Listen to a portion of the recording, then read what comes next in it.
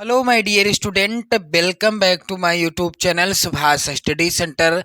तो जितने भी मेरे प्यारे बच्चे कक्षा 10 में हैं और 2025 बोर्ड एग्जाम देने वाले हैं, और यदि आपने गृह विज्ञान विषय को चुना है, यह model paper viral model paper है गृह विज्ञान विषय का।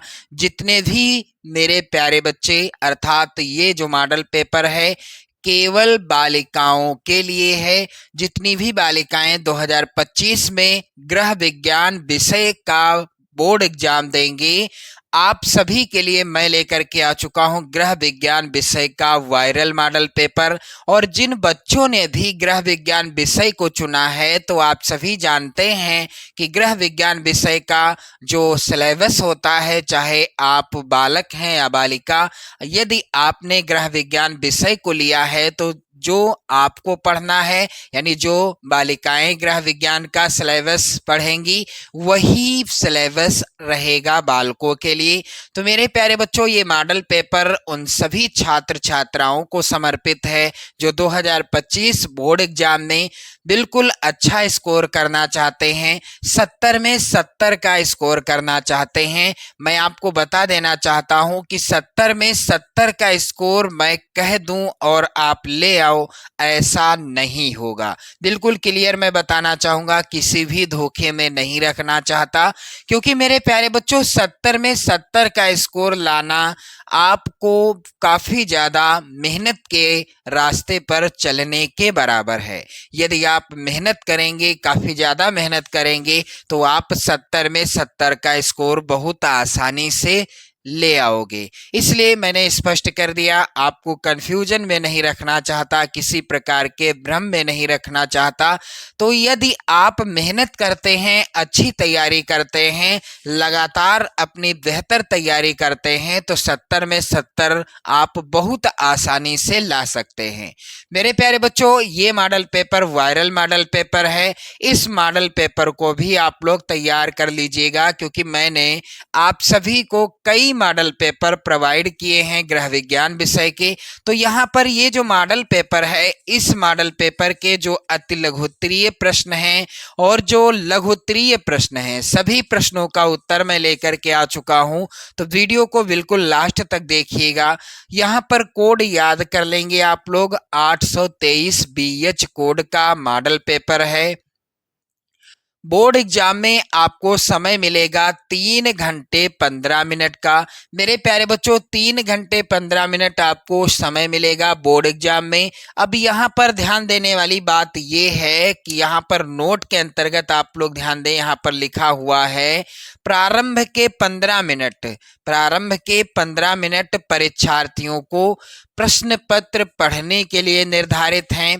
और निर्देश आप लोग ध्यान दें, क्योंकि इन निर्देशों को पढ़ना है और इन्हीं के अनुसार आपको बोर्ड एग्जाम देना है। पहला निर्देश है सभी प्रश्न अनिवार्य हैं, यानी सभी प्रश्न को करना अनिवार्य होगा। दूसरा यहाँ पर है प्रश्न पत्र के 2 खंड, खंड आ तथा खंड बा हैं। खंड आ में 1 अंक के 20 बहुविकल्पीय प्रश्न हैं, जिनके उत्तर OMR उत्तर पत्रक पर चिन्हित करने हैं।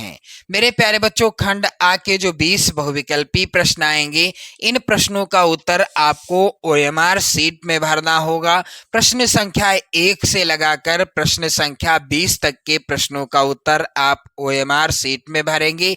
जैसा कि आप यहाँ पर इस OMR शीट के इस नमूने से देख सकते हैं, एक डेमो के रूप में यहाँ पर OMR शीट का आप जो है एक जो है नमूना देख सकते हैं। चलिए, अगला निर्देश है यहाँ पर खंड आ के बाद प्रत्येक प्रश्न का निर्देश पढ़कर केवल प्रदत्त OMR उत्तर पत्रक पर ही उत्तर चिन्हित करना है। OMR उत्तर पत्रक पर उत्तर देने के पश्चात उसे नहीं काटें तथा इरेजर अथवा व्हाइटनर का प्रयोग भी नहीं करना है। मेरे प्यारे बच्चों, एक बार आपने OMR शीट में जो भी गोला काला कर दिया सो कर दिया। अब आपको उस गोले को नहीं काटना है, चाहे वो गलत हो या फिर सही हो, या आप कंफ्यूजन में आकर गोला काला कर चुके हो, ऐसा कुछ भी नहीं करना है। मान लो मेरे प्यारे बच्चों, पहले प्रश्न का आंसर सी वाला ऑप्शन सही है। जल्दबाजी में या आपसे गलती हो गई, किसी और ऑप्शन को आपने जो है किसी और ऑप्शन वाले गोले को काला कर दिया, तो ना तो आप उसको काट सकते हैं, ना इरेजर से साफ कर सकते हैं, ना ही व्हाइटनर का प्रयोग कर सकते हैं, जैसा कि यहाँ पर विवरण दिया गया है यानी निर्देश दिया गया है। चलिए आगे बढ़ते हैं। प्रश्न के अंक उसके सम्मुख अंकित हैं। कौन सा प्रश्न 1 नंबर का है, कौन सा प्रश्न 2 नंबर का है, कौन सा प्रश्न 4 नंबर का है या 6 नंबर का है, इसका भी विवरण दिया गया है। चलिए खंड बा में 50 अंक के वर्णनात्मक प्रश्न है। खंड बा में कितने नंबर के प्रश्न हैं? 50 नंबर के वर्णनात्मक प्रश्न हैं। अब यहाँ पर मेरे प्यारे बच्चों आपको ध्यान देना है कि खंड बा में सभी प्रश्नों के उत्तर एक साथ ही करना है। प्रथम प्रश्न से आरंभ कीजिए तथा अंतिम प्रश्न तक करते जाइए।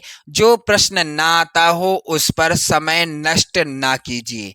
मेरे प्यारे बच्चों, आप सभी लोग वीडियो को लाइक कर दें, शेयर कर दें और सबसे जरूरी बात, इन सभी महत्वपूर्ण प्रश्नों को भी तैयार कर लें। चलिए मेरे प्यारे बच्चों, यहाँ पर भी निर्देश है। प्रश्न संख्या 1 से 20 बहुविकल्पीय प्रश्न हैं।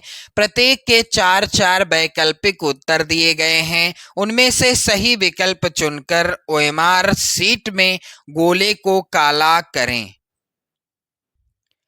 तो मेरे प्यारे बच्चों, इन सभी महत्वपूर्ण वायरल प्रश्नों को आप लोग तैयार कर लीजिएगा।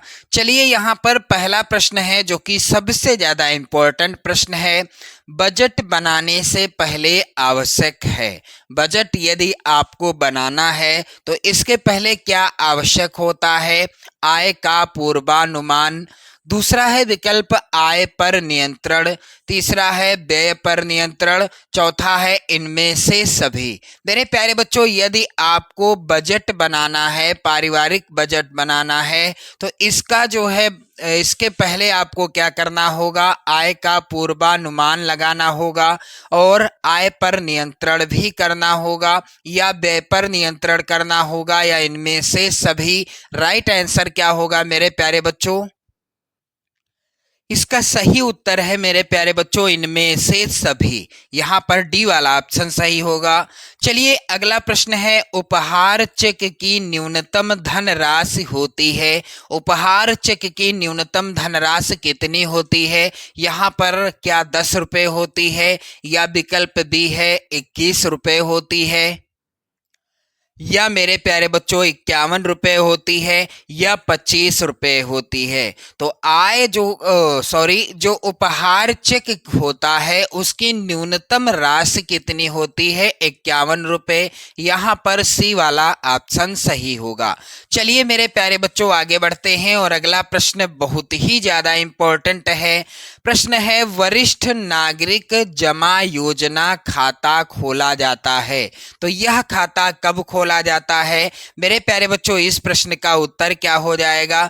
जब कोई व्यक्ति 60 वर्ष के बाद, यानी यहाँ पर लिखा हुआ है 60 वर्ष के उपरांत, यानी जब वह व्यक्ति, कोई भी व्यक्ति जो 60 वर्ष का हो जाता है, उसके बाद वरिष्ठ नागरिक जमा योजना खाता खोला जाता है। यानी 60 वर्ष की आयु यदि किसी व्यक्ति ने क्रॉस कर ली, उसके बाद उसका एक खाता खोला जाता है जिसे क्या कहते हैं? वरिष्ठ नागरिक जमा योजना खाता। चलिए आगे बढ़ते हैं। अगला प्रश्न मेरे प्यारे बच्चों है, जल की कठोरता दूर की जा सकती है। इनमें से किसका प्रयोग किया जाए और जल की कठोरता को दूर कर दिया जाए? यानी इनमें से किसका प्रयोग करते हैं यदि हम, तो जल की कठोरता दूर हो सकती है। मेरे प्यारे बच्चों, यहाँ पर राइट आंसर क्या होगा? मेरे प्यारे बच्चों, इसका राइट आंसर क्या होगा? यदि हम जल में क्या डालते हैं? यदि हम जल में सोडा तथा चूना डाल दें तो जल की कठोरता को दूर किया जा सकता है। यहाँ पर सी वाला ऑप्शन सही होगा। चलिए मेरे प्यारे बच्चों अगला प्रश्न है, मोस्ट इंपॉर्टेंट प्रश्न है। इन सभी प्रश्नों को आपको तैयार कर लेना है 2025 बोर्ड एग्जाम के लिए। अगला प्रश्न मेरे प्यारे बच्चों है, बीसीजी का टीका किस रोग की रोकथाम के लिए लगाया जाता है? बीसीजी का टीका लगाया जाता है तपेदिक रोग के रोकथाम के लिए। तपेदिक रोग को क्षय रोग भी कहते हैं। यदि विकल्प में क्षय रोग लिखा होता तो आपको कंफ्यूज नहीं होना है। तपेदिक रोग को टीबी रोग भी कहते हैं। क्या? टीबी रोग भी कहते हैं। तो इनमें से कोई भी यदि विकल्प में होता तो यही आंसर सही होता। चलिए अगला प्रश्न मेरे प्यारे बच्चों है, किस प्रकार से भोजन पकाने में समय की बचत होती है? यदि हम इनमें से एक प्रकार से भोजन पकाते हैं तो हमारे समय की बचत होती है। क्या तलकर पकाने से, उबालकर, या प्रेशर कुकर द्वारा, या फिर भूनकर? मेरे प्यारे बच्चों राइट आंसर क्या हो जाएगा यहाँ पर इस प्रश्न का? तो यदि हम मेरे प्यारे बच्चों प्रेशर कुकर के द्वारा भोजन पकाते हैं तो इससे क्या होता है, हमारे समय की बचत होती है। अगला प्रश्न है मेरे प्यारे बच्चों, किस अवस्था में कूल्हे का अस्थिभंग अधिक होता है? एक विशेष अवस्था होती है जिसमें कूल्हे का अस्थिभंग यानी कूल्हे में हड्डी टूट जाती है, ये जो है किस अवस्था में होता है? मेरे प्यारे बच्चों यहाँ पर जो विकल्प दिए गए हैं इनमें से राइट आंसर क्या होगा मेरे प्यारे बच्चों? इसका राइट आंसर हो जाएगा सी वाला ऑप्शन, वृद्धावस्था में कूल्हे का अस्थिभंग क्या होता है, सबसे अधिक होता है। चलिए आगे बढ़ते हैं। अगला प्रश्न है मेरे प्यारे बच्चों, ठंडे स्पंज में क्या प्रयोग करना चाहिए? ठंडे स्पंज में किसका प्रयोग करना चाहिए? यहाँ पर इस प्रश्न का उत्तर क्या हो जाएगा मेरे प्यारे बच्चों? ठंडे स्पंज में प्रयोग किया जाता है बर्फ का पानी। यहाँ पर ए वाला ऑप्शन सही हो जाएगा। चलिए आगे बढ़ते हैं। अगला प्रश्न है, बिल्कुल बेसिक सा सवाल है, 6 लीटर दूध का दाम 300 रुपए है तो 3 लीटर दूध का दाम क्या होगा? मेरे प्यारे बच्चों 6 लीटर दूध का दाम क्या है? 300 रुपए। तो 3 लीटर दूध का दाम क्या होगा? आप बिल्कुल ऐसे ही अनुमान लगाकर इसको सॉल्व कर सकते हैं। मेरे प्यारे बच्चों 6 लीटर दूध का दाम है 300 रुपए, तो 3 लीटर दूध का दाम क्या होगा? अब 300 के आधे कितने होते हैं? 150 रुपए होते हैं। तो यहाँ पर राइट आंसर क्या होगा? डी वाला ऑप्शन सही होगा, क्योंकि यहाँ पर 6 के आधे 3 हो गए। 3 लीटर दूध का पूछ लिया गया, अब 300 रुपए का है 6 लीटर दूध, तो यहाँ पर जो है 3 लीटर दूध हो जाएगा 150 रुपए का, यानी 150 रुपए का। चलिए आगे बढ़ते हैं। अगला प्रश्न है, निम्न में से कौन सा साफ तरल आहार है? मेरे प्यारे बच्चों इनमें से कौन सा है जो साफ और तरल आहार माना जाता है? मेरे प्यारे बच्चों यहाँ पर राइट आंसर क्या हो जाएगा? फलों का रस। राइट आंसर क्या होगा? बी वाला ऑप्शन सही होगा। फलों का रस क्या है? साफ और तरल आहार माना जाता है। अगला प्रश्न है, नील का प्रयोग किस वस्त्र पर करते हैं? तो आप सभी जानते हैं नील का प्रयोग करते हैं हम लोग जो सफेद सूती वस्त्र होते हैं उन पर। यहाँ पर सी वाला ऑप्शन सही होगा। चलिए मेरे प्यारे बच्चों आगे बढ़ते हैं और अगला प्रश्न है, क्षय रोग के रोगी के भोजन में किसकी मात्रा अधिक होनी चाहिए? यदि कोई व्यक्ति है जिसे क्षय रोग है यानी तपेदिक या टीबी है तो उसके भोजन में किसकी मात्रा अधिक होनी चाहिए? मेरे प्यारे बच्चों यहाँ पर ये जो प्रश्न है इसका उत्तर क्या हो जाएगा? इसका उत्तर क्या होगा मेरे प्यारे बच्चों? जो क्षय रोग यानी टीबी रोग से पीड़ित व्यक्ति है उसके भोजन में किसकी मात्रा अधिक होनी चाहिए? यहाँ पर राइट आंसर क्या हो जाएगा इस प्रश्न का मेरे प्यारे बच्चों? खनिज लवण की। यहाँ पर सी वाला ऑप्शन सही होगा। चलिए मेरे प्यारे बच्चों आगे बढ़ते हैं और अगला प्रश्न यहाँ पर आप सभी लोग ध्यान दें।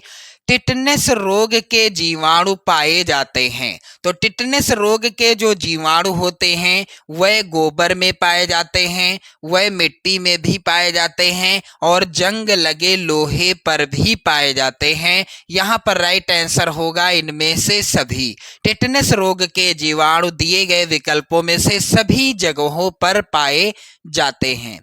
अगला प्रश्न है, कपड़ा काटते समय मेज पर बिछाने के लिए प्रयुक्त होता है। तो कपड़ा काटते समय हम मेज पर बिछाने के लिए किसका प्रयोग करते हैं मेरे प्यारे बच्चों? यहाँ पर राइट आंसर सी वाला ऑप्शन होगा, मिल्टन क्लॉथ का।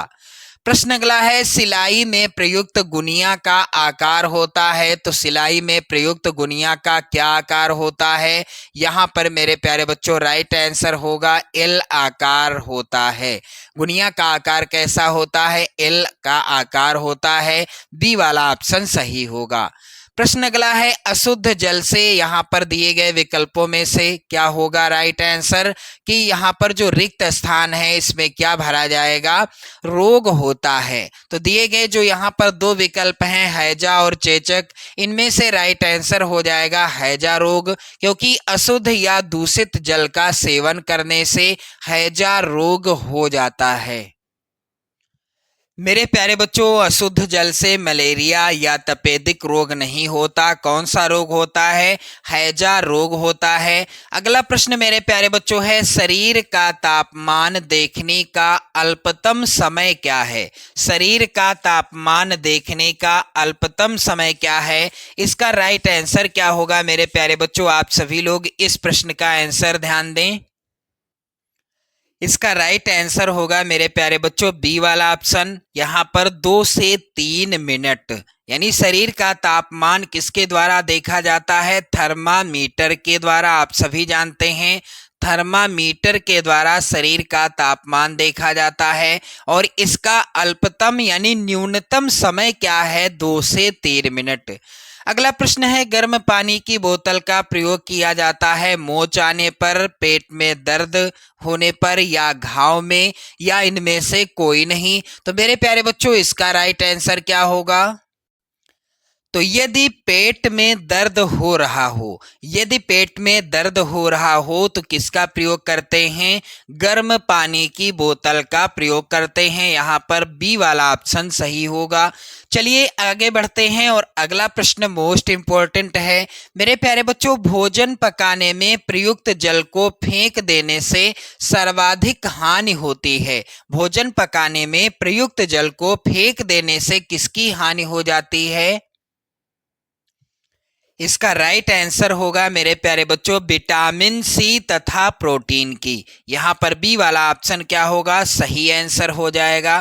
प्रश्न अगला है, धड़ से नीचे के वस्त्रों के लिए आवश्यक है। धड़ से नीचे के वस्त्रों के लिए आवश्यक है, इसका राइट आंसर क्या होगा मेरे प्यारे बच्चों? इसका राइट आंसर समझने से पहले आप लोग यहाँ पर थोड़ा सा ध्यान दें। थोड़ा सा प्रश्न मिसप्रिंट है। धड़ से नीचे के वस्त्रों के लिए आवश्यक नाप क्या है? नाप है यहाँ पर थोड़ा सा मिसप्रिंट है, मैंने सही किया है। अब क्लियर हो गया प्रश्न। तो यहाँ पर राइट आंसर क्या होगा? वक्ष, कमर, गला। सी वाला ऑप्शन क्या हो जाएगा? सही हो जाएगा। चलिए मेरे प्यारे बच्चों आगे बढ़ते हैं, और अगला प्रश्न यहाँ पर आप देखेंगे खंड बा में निर्देश दिया गया है। प्रश्न संख्या 21 से 26 अति लघुत्तरीय हैं। प्रत्येक प्रश्न का उत्तर अधिकतम आपको 25 शब्दों में लिखना है। तो मेरे प्यारे बच्चों आप लोग यहाँ पर ध्यान दीजिएगा। प्रश्न संख्या यहाँ पर 21 क्या है, और प्रत्येक प्रश्न आएगा कितने नंबर का? 2 नंबर का प्रश्न आएगा। प्रश्न संख्या 21 है यहाँ पर, 2500 रुपये मासिक आय वाला व्यक्ति यदि बच्चों की शिक्षा पर 20% व्यय करना चाहे तो उसे कुल कितना रुपया प्रति माह व्यय यानी खर्च करना होगा? तो चलिए ये सवाल है, और इसको कैसे लगाना है मेरे प्यारे बच्चों आप लोग अच्छे से समझेंगे इस सवाल को। प्रश्न क्या है कि 2500 रुपये यानी 2500 रुपये का जो है आमदनी है व्यक्ति की, यानी 2500 रुपये मासिक आय वाला व्यक्ति यदि बच्चों की शिक्षा पर 20% खर्च करता है तो उसे कुल कितना रुपया प्रतिमाह व्यय करना होगा। प्रश्नोत्तर संख्या 21। यहाँ पर आप देखेंगे इसका उत्तर बिल्कुल सटीक से। मेरे प्यारे बच्चों, आप लोग यहाँ पर देख लीजिए इस प्रश्न का उत्तर क्या होगा। चलिए, व्यक्ति की मासिक आय कितनी है। मासिक आय है 2500 रुपए। मेरे प्यारे बच्चों, शिक्षा पर व्यय कितना कर रहा है, 20% मासिक उसका जो है शिक्षा पर जा रहा है। तो 20% का अर्थ होता है 100। तो 2500 यानी 2500 गुणे 20 बटे क्या हो जाएगा, 100 हो जाएगा। अब यहाँ पर क्या करेंगे हम लोग, इसको हम क्या करेंगे, इसलिए जो है इसको क्या कर देंगे, काट देंगे। एक शून्य से एक शून्य ये कट गया और दूसरे से दूसरा कट गया, इस तरह से। तो अब आप क्या करेंगे, पहाड़ा पढ़ेंगे। 2 का 0 में जाएगा तो 0 हो जाएगा, 2 का पहाड़ा 5 में जाएगा तो 2 पंची 10 का 0 हो जाएगा, और 2 दूनी 4, 1 500 हो जाएगा। मेरे प्यारे बच्चों, कितना आ गया, 500 रुपए। यानी यहाँ पर जो प्रश्न था कि 2500 रुपए मासिक आय वाला व्यक्ति यदि बच्चों की शिक्षा पर 20% व्यय करना चाहे तो उसे कुल कितना रुपया प्रति माह व्यय करना होगा। 500 रुपया आ गया इसका आंसर। चलिए आगे बढ़ते हैं। अगला प्रश्न मेरे प्यारे बच्चों है, ऑक्सीजन का शरीर में क्या महत्व है। हमारे शरीर में ऑक्सीजन का क्या महत्व है, बिल्कुल सिंपल सा इसका उत्तर है प्रश्नोत्तर संख्या 22। आप लोग ध्यान दें, इसका उत्तर क्या हो जाएगा, ऑक्सीजन जीवन का आधार है। ऑक्सीजन क्या है, जीवन का आधार है। बिना ऑक्सीजन के मानव का जीवन असंभव है। यदि ऑक्सीजन ना हो तो मानव ही नहीं, जितने भी जीवित प्राणी हैं, जीव जंतु हैं, पशु जानवर, यानी जितने भी जीवित हैं सभी जो है क्या हो जाएंगे, मृत्यु को प्राप्त हो जाएंगे। तो यहाँ पर आपने देखा इस प्रश्न का उत्तर। चलिए आगे बढ़ते हैं। अगला प्रश्न मेरे प्यारे बच्चों है, वस्त्र की ड्राफ्टिंग करने से क्या लाभ होता है। मेरे प्यारे बच्चों, यहाँ पर इसका उत्तर क्या होगा, प्रश्नोत्तर संख्या 23। वस्त्र की ड्राफ्टिंग करने से लाभ क्या होता है। तो ड्राफ्टिंग का आशय है कि वस्त्र सिलने से पहले उसका खाका वस्त्र पर बना लेना। ड्राफ्टिंग का अर्थ क्या है कि वस्त्र सिलने से पहले उसका एक खाका बनाया जाता है, और यह खाका किस पर बनाया जाता है, वस्त्र पर बना लिया जाता है।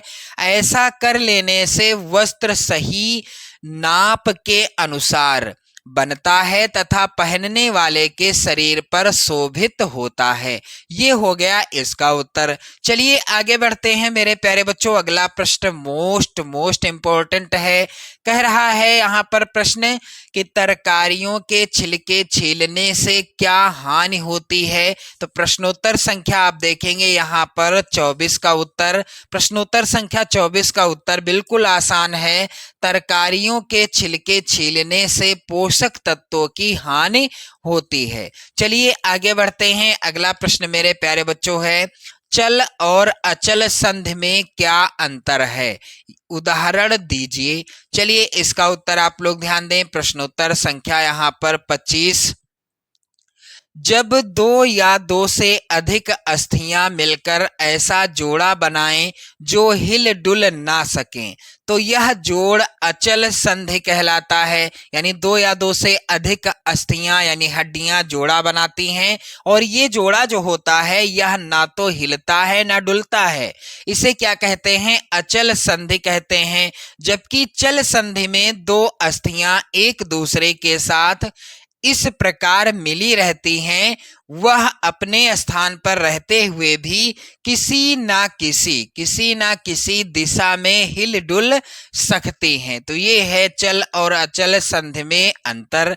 चलिए आगे बढ़ते हैं और अगला प्रश्न है मेरे प्यारे बच्चों, जौ का पानी किस रोग में दिया जाता है। मोस्ट इंपॉर्टेंट प्रश्न है, जौ का पानी किस रोग में दिया जाता है। प्रश्नोत्तर संख्या यहाँ पर आप देखेंगे, यहाँ पर क्या है 26। जौ का पानी, इसका उत्तर क्या हो जाएगा, प्रश्नोत्तर संख्या 26 का आप लोग ध्यान दें, बिल्कुल आसान सा उत्तर है। जौ का पानी पेचिश तथा गुर्दे के रोगी को दिया जाता है।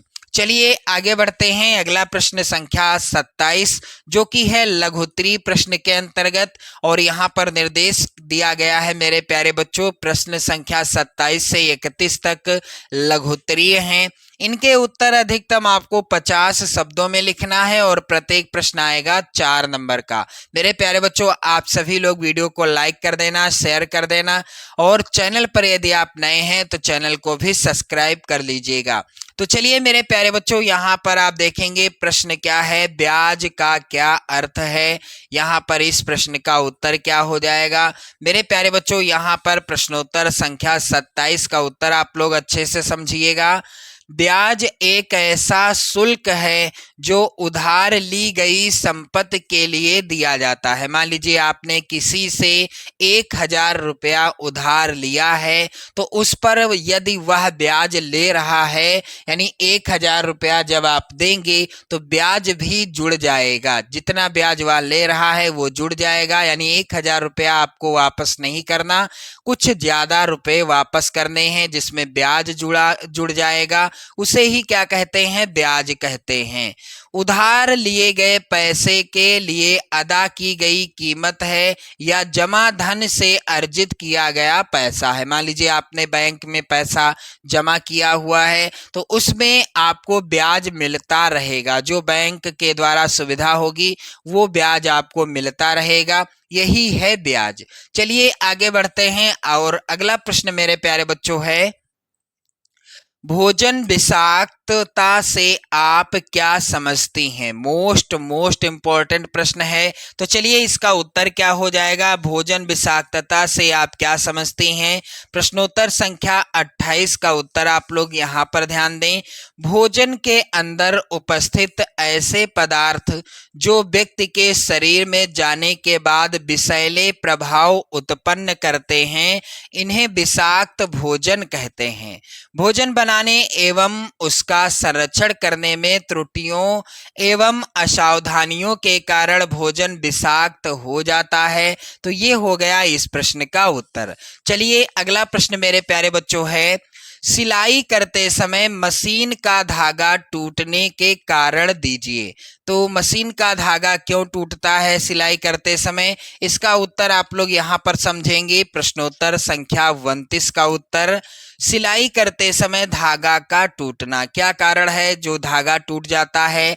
धागा कई कारणों से टूटता है। पहला कारण क्या है, धागा सही रूप से नहीं पिरोया गया हो। दूसरा कारण, धागा कच्चा हो। तीसरा कारण, मशीन के ऊपर व नीचे का धागा अलग अलग नंबर का हो। और चौथा कारण, यदि धागे का खिंचाव संभालने वाला स्प्रिंग अधिक कसा हो। पांचवा कारण है मेरे प्यारे बच्चों, सुई टेढ़ी या गलत लगी हो। छठा कारण है, सुई यहाँ पर सुई तथा धागे की मोटाई कपड़े के अनुसार ना हो। और सातवां कारण है सुई टूटने का, मेरे प्यारे बच्चों सिलाई करते समय धागा टूटने का, यदि मशीन के दांते घिस गए हो। तो ये कारण है जिन कारणों से धागा टूट जाता है सिलाई करते समय। चलिए मेरे प्यारे बच्चों अगला प्रश्न यहाँ पर है, घायल को स्थानांतरित करते समय किन बातों का ध्यान रखना चाहिए। मेरे प्यारे बच्चों बहुत ही ज्यादा इंपॉर्टेंट प्रश्न हैं, और इन प्रश्नों का उत्तर भी मैंने आपको बताया है। तो वीडियो को लाइक जरूर कर दें। चैनल पर यदि आप नए हैं तो चैनल को भी सब्सक्राइब कर लीजिएगा। चलिए मेरे प्यारे बच्चों यहाँ पर प्रश्नोत्तर संख्या 30 का उत्तर क्या हो जाएगा, घायल के स्थानांतरण में ध्यान देने वाली बातें, कौन कौन सी बातें आपको ध्यान देनी है। यदि कोई व्यक्ति है जो घायल अवस्था में है और उसको एक स्थान से दूसरे स्थान पर ले जाना है, तो यहाँ पर स्थानांतरण हो गई। इस प्रक्रिया को क्या कहते हैं, स्थानांतरण कहते हैं। इसमें कौन कौन सी जो है ध्यान देने योग्य बातें हैं। घायल को ऊंचे नीचे धरातल पर ले जाने में कष्ट होता है। घायल व्यक्ति को ऊंचे नीचे धरातल पर ले जाने में क्या होता है, कष्ट होता है। अतः उसे सदा सुगम मार्ग से ले जाना चाहिए। इसलिए उसको किस मार्ग से ले जाना चाहिए, बिल्कुल आसान मार्ग से ले जाना चाहिए। और मेरे प्यारे बच्चों घायल का स्ट्रेचर सदा सीधा रखना चाहिए, अन्यथा घायल को कष्ट होता है। घायलों के ले जाने के मार्ग में गड्ढे और टीले आदि पड़ सकते हैं। यदि संभव हो सके तो उनसे बचना भी चाहिए। मेरे प्यारे बच्चों, यहाँ पर आप लोग देखेंगे अगला प्रश्न, और अगला प्रश्न जो कि मोस्ट इम्पोर्टेंट है, रसोई घर की व्यवस्था अच्छी होने से गृहिणी को क्या लाभ होता है। तो बिल्कुल आसान सा प्रश्न है और इसका आसान सा उत्तर आप यहाँ पर देखिए। प्रश्नोत्तर संख्या 31 का उत्तर, रसोई घर की व्यवस्था उत्तम होनी चाहिए। रसोई घर में गैस चूल्हा, मिक्सी, जल एवं सारे बर्तन होने चाहिए। छोटी छोटी अलमारियां होनी चाहिए। उचित प्रकाश, हवा की व्यवस्था होनी चाहिए। रसोई घर में रोशनदान अवश्य होने चाहिए। इससे गृहिणी को सारा सामान एक ही जगह मिल जाता है और उसे किसी वस्तु के लिए आना जाना नहीं पड़ता। रोशनदान होने से उसे घुटन भी महसूस ना होगी और उसे कार्य करने में सफलता भी होगी। तो मेरे प्यारे बच्चों, ये हो गया इस प्रश्न का उत्तर। चलिए आप देखेंगे अगला प्रश्न। यहाँ पर आप सभी लोग ध्यान दें, दीर्घ उत्तरीय प्रश्न है। यहाँ पर भी निर्देश दिया गया है। प्रश्न संख्या 32 से 34 तक दीर्घोत्तरी हैं। प्रश्न संख्या 32 व 33 के विकल्प दिए गए हैं। प्रत्येक प्रश्न के एक ही विकल्प का उत्तर लिखना है। प्रत्येक प्रश्न के उत्तर 100 शब्दों के अंतर्गत लिखना है और प्रत्येक प्रश्न आएगा 6 नंबर का। इन सभी प्रश्नों को आप तैयार कर लेना। चलिए प्रश्न संख्या 32 है, घर की आंतरिक सजावट से क्या तात्पर्य है। घर की आंतरिक सजावट के लिए किन किन सिद्धांतों को ध्यान में रखना चाहिए और क्यों। तो चलिए यहाँ पर अथवा में भी प्रश्न है, चाहे तो आप अथवा वाले प्रश्न का उत्तर कर सकते हैं। इन सभी प्रश्नों का आंसर आप लोग तैयार कर लेंगे 2025 बोर्ड एग्जाम के लिए। हेपेटाइटिस रोग के कारण क्या हैं, लक्षण एवं बचाव के उपाय लिखना है आप सभी को। चलिए मेरे प्यारे बच्चों, प्रश्न संख्या यहाँ पर 33 है। कह रहा है, सेंक से क्या तात्पर्य है, यह कितने प्रकार की होती है, किसी एक विधि का विस्तृत स्पष्टीकरण दीजिए। अथवा में प्रश्न है, वस्त्र काटने से पहले नाप लेना क्यों आवश्यक है, नाप लेते समय क्या सावधानियां रखनी चाहिए। मेरे प्यारे बच्चों, अगला प्रश्न है, रोगी के भोजन से क्या तात्पर्य है, रोगी को भोजन देते समय आप किन किन बातों का ध्यान रखेंगी। तो मेरे प्यारे बच्चों, ये था गृह विज्ञान विषय का बिल्कुल वायरल मॉडल पेपर। यदि आप इस वायरल मॉडल पेपर के सभी प्रश्नों को तैयार कर लेते हैं तो आप 70 में 65 प्लस तो बिल्कुल आसानी से ला दोगे। और गृह विज्ञान विषय के, हिंदी विषय के, सामाजिक विज्ञान विषय के और चित्रकला विषय के मॉडल पेपर मैं आपको रेगुलर प्रोवाइड करा रहा हूं। आप लोग चैनल को विजिट करें, चैनल को सब्सक्राइब करें और मेरे प्यारे बच्चों वीडियो को लाइक कर दें। जय हिंद।